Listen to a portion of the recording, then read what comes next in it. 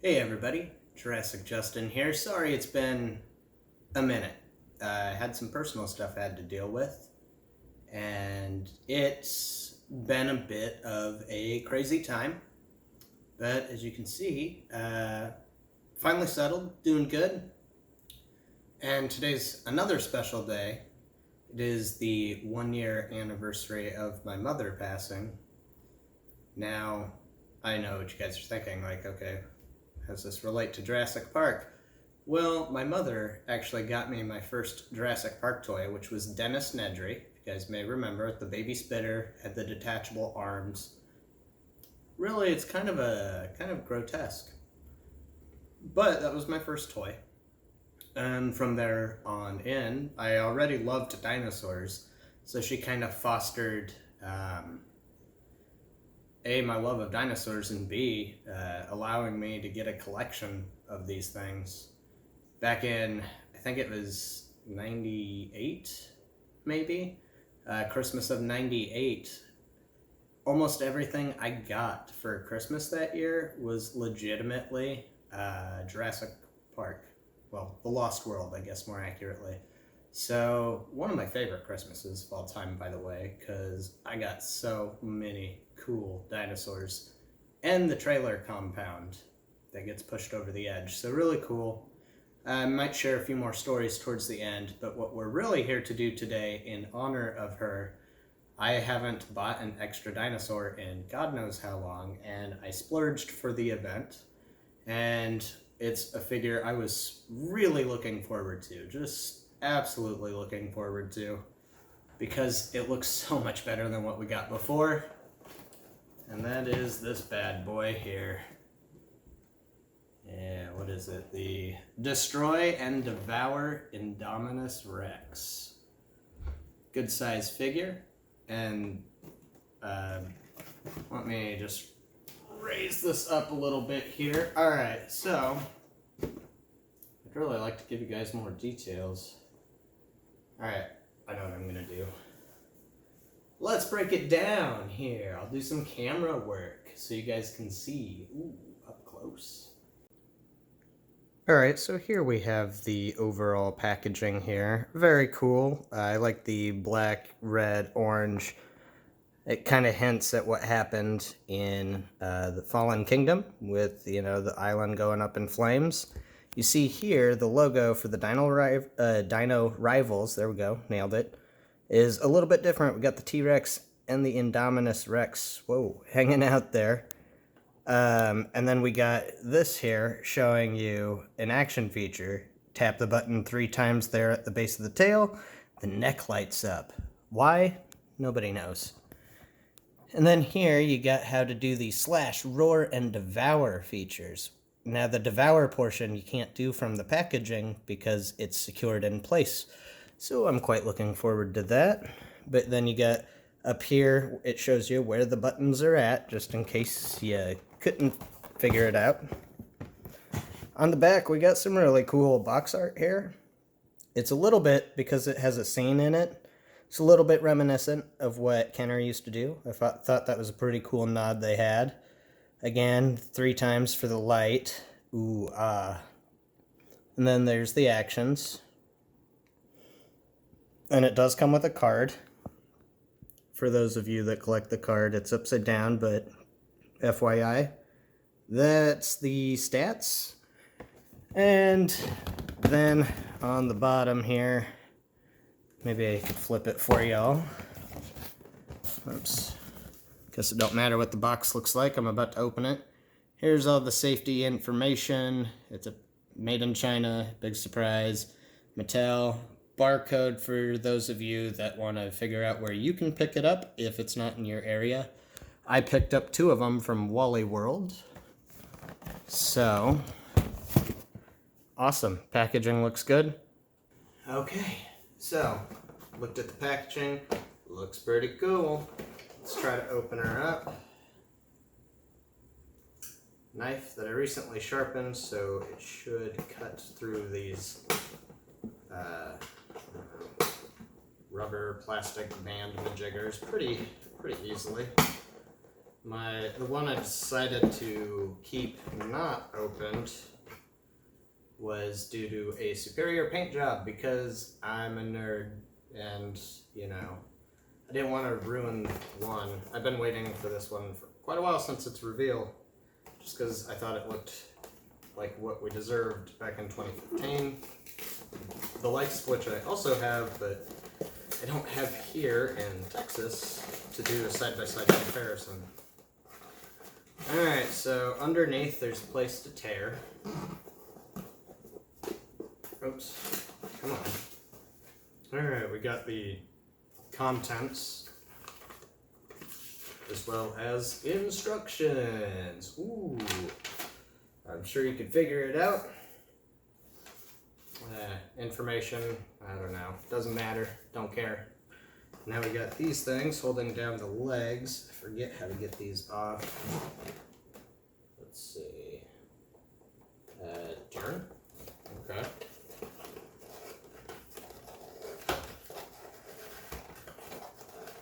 Am I doing this right? God, I hope so. Oh. Maybe. Be free, Indominus. Alright, broke off after some twisting, evidently. That's what you do. I don't know. I guess they really want this. We don't want to protect it while it's on the shelves, but we want to protect it from leaving the stores unpaid for, if you know what I'm saying. Whoops. Alright. Hey! Alright, she's free. Away with you, box. Alright, look at this. All right. Straighten her legs out. Oh. His legs out, right? It was male? Or was the Indoraptor male? I don't remember. Alright, let me hoist it up. Well, look-see here. It does stand. By golly, gee whiz. Props. Most of Mattel's figures do. So now the action features. We got the front button right up here. And it just does this. It's supposed to be grabbing. You can adjust the arms to grab whatever you need. It does actually grasp, so that's nifty. Still stands. Then we got the back button. Very responsive, by the way. So you can see after 3 it did light up. Again, no idea why it doesn't do that in the movies, but it is what it is. And then we have the gulp mechanic there. This is not a very stable thing. It's a freaking coffee table that, you know, you can raise and lower and hide all your goodies. Alright, so, excellent. Probably switch over camera views here. Alright, we can see the detail in the sculpt. It looks really nice, including on the inside of the mouth there. Gave it a gloss to look salivated? Salivy-y? Yeah, whatever. Like the thing on the side here, the little flaps. Good touch, looks great. These actually have some bend to them. They're better than what Hasbro gave us, to which they were just molded onto the neck, essentially, and they weren't really raised. Going down, you can see that the neck also has really nice detail. Going down here, looking good. I don't like the length of the tail. That's a common complaint with a vast majority of these figures, but it's, I'm sure, for balancing purposes. Sculpt here looks actually pretty good. Look at that. Glad I chose this one to open. We did get painted nails on the feetsies. There's the code if you have miraculously not gotten it already. And I do find this to be a bit of an eyesore. But, I mean, they gotta stick them somewhere, if you know what I mean. They didn't paint the front claws for whatever reason, to save a little money, I suppose. But, all in all, the paint job It's a little bland. I like what they did with the face there, but then the neck has no coloration. Down here it looks pretty good, and then it, as with most figures, it just fades out, so yeah.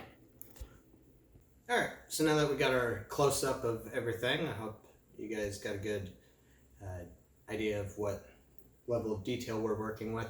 How does it compare with some of the other figures? I don't have very many here, unfortunately. They're all back in good old Nebraska. But I do, for instance, have this, also found at my local Walmart. You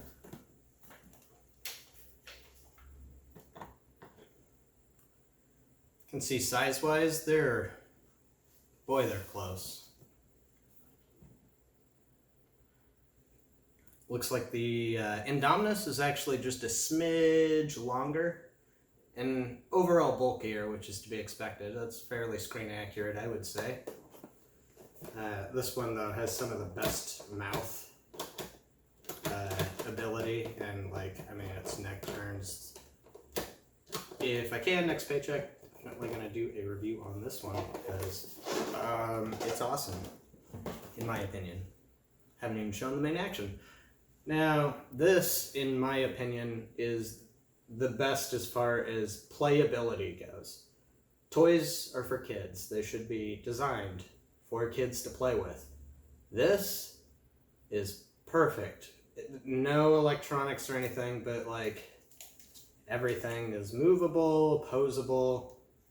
It's great as a desk ornament as well, because I'm a nerd. So, we'll just get it on all fours here. So how does it compare size-wise to its predecessor? There you go. Pretty drastic size. Now, I would say that with this being what I would consider the figure in the line, really, that has the best playability, because you can do whatever with it. This one, not as much. Not as much. There's articulation, but it's limited due to the actions. And this is cool. I don't know how heavy of an item it can hold. Definitely not a knife. And I know I don't have any figures here small enough for it to do, so it's probably going to just depend on what other toys the kid has to use. But I will say that this action, I only pushed it once and it went off. No idea why. This action is pretty cool though. And then the fact that you can go up and finish the job and swallow. And it does, in fact, swallow them, so it's cool. It's flashy.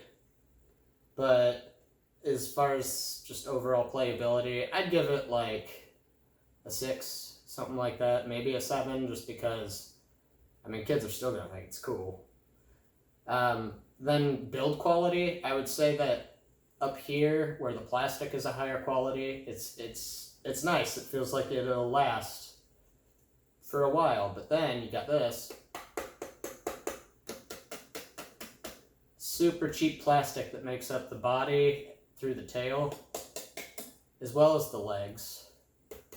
I think that the plastic for the arms is different. It's got some give to it. I can kind of flex the fingers.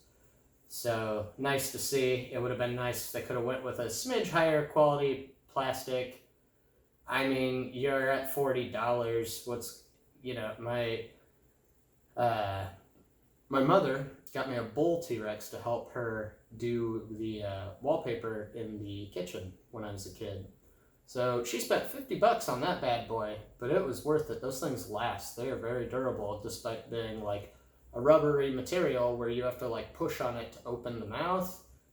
Man, no wear and tear. That thing is golden. Yeah, the paint's chipped a little, but it's old. This, I'm not as convinced is going to be as good about lasting. I think that unless your kids are a little bit on the older side playing with figures, with the younger audience, might end up with some breakage. That'd be what I would expect anyways. But overall, a solid figure. I love the sculpt. I think it's going to be just great for display. But like I said, for a child, materials, I'm going to go ahead and give it, man, I really hate the cheap plastic. I'll probably give it a 5. As far as like a wow factor, like you buy this for a birthday or Christmas present when the kid opens it, oh man, this is a solid like 9. I would be super pumped, hella pumped if I got this. So I don't know, overall score, even though like my first 2 scores don't really reflect what I'll give it as a final, I'm still going to give it a solid 8 out of 10. I think that while the materials are cheap and while it's not all that poseable, I think kids will still really love it because it's flashy and it has multiple actions. And I think collectors will enjoy it too because compared to the sculpt that we got last time, this looks phenomenal. And it stands. My God, thank you for that, Mattel. I don't know. One other story, since, I wanted to relate this to my mother and her have passed, but I've already shared this story with some people, but when I was, I want to say like 10-ish, my grandparents came over and I was playing with all my Jurassic Park toys, and I was the kid that brought like 100 dinosaurs for 100 Day. They weren't all Jurassic Park, because that would have been hella expensive. But quite a few of them were. And my grandma and grandpa came over, and I had like 100 dinosaurs out in various types of herds of herbivores, and carnivores were, of course, together, even though probably bigger ones like this would not have been in a herd. Who knows? But she was like, why do you keep buying him these things? He already clearly has plenty. And she said, some people collect stamps, some people collect coins. He collects dinosaurs. So what? So I always thought that was really cool. And one of my best friends, he couldn't celebrate holidays because of religious reasons, and she would also make sure that he got a present during the holiday season. She would say it's not a Christmas present, but it was. And it was typically Jurassic Park or Jurassic World or whatever, the Lost World is what I mean, figure. So, pretty cool. But she always instilled this love of dinosaurs, that I had. She, wanted me to pursue it. And, still to this day, I love them. I wish I had the patience to be a paleontologist. I just don't think that I could spend like 3 or 4 years learning about like rocks and rock types, even though that's kind of important. But yeah, it's all right. But thank you. I hope you guys have enjoyed some of the stories that I shared from my personal life and you enjoyed the review. If you did enjoy the content, I'd really appreciate it if you would like, comment, and subscribe. The more active the channel is, the more likely I am to put some more into it, despite being a little strained financially right now. That's why doing this was kind of a big deal. I'll probably do a smaller dinosaur, or like I said, the Spinosaurus next, because it's pretty cool, actually. So, thanks for watching, and have a great day.